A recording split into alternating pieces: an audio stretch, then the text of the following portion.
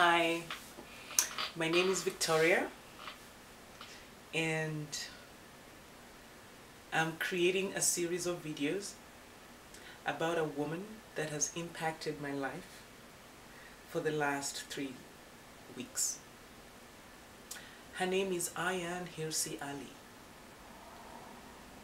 A lot of you might know her, a lot of you might not, but I hope that this will create an extension of support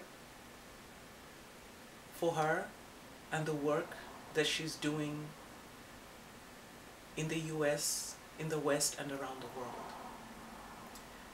Ayaan Hirsi Ali is a Somalian-born African woman who now lives in the United States. In 2007, she set up a foundation in her name, Ayaan Hirsi Ali Foundation, to help women who are trapped in the Muslim faith, who have been abused by the religion. She deals with specific issues, but we will get to that later on.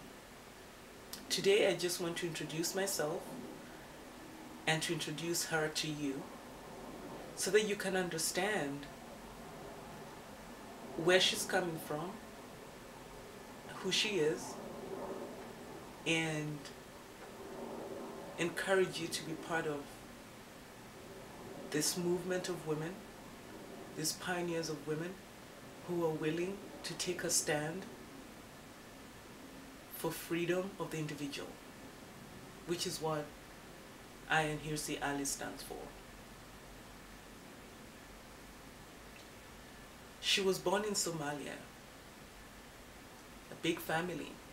Her father was a politician and he was killed for his activities. They fled Somalia. They lived in different countries, Saudi Arabia, Ethiopia. I think they lived in Kenya for about 10 years. And she was being forced into an arranged marriage. She suffered female genital mutilation when she was a little girl. She wanted to live. She did not want to die within a religion. So she escaped. And she traveled to the Netherlands, sought asylum, learned the Dutch language, attended university, studied political science, immediately became a political advocate for the rights of women, especially Muslim women living in the Netherlands, who, even though they had traveled into a free society, were still held back by their religious and traditions and beliefs. She took issue with that, and rightfully so. She was living in a free country. She was living in a country that had evolved, had institutions that supported the rights of individuals, and she could not understand why any woman, irrespective of country of origin, religion, to be denied the right to free expression while living in a foreign country, especially a Western country that had already created institutions and laws to provide free opportunities for anybody and anyone who was willing to pursue their individual choices. And so she became very vocal. She ended up being a politician. She ended up being a member of parliament in the Dutch legislature. And she continued to fight for her rights. But she was thrust into the international stage because of a specific incident that actually took place in the Netherlands. She had collaborated with a Dutch filmmaker.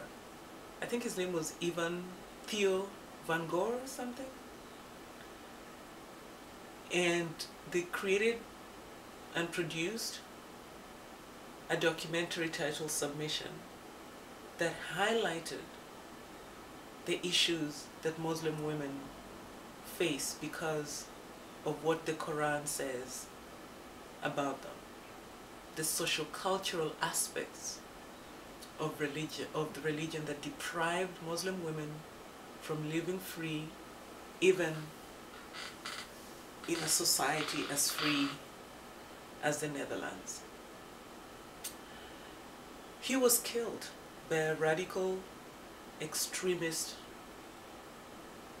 terrorist individual who took offense with the documentary and issued a threat, a fatwa to be specific, on the life of Ayaan Hirsi Ali.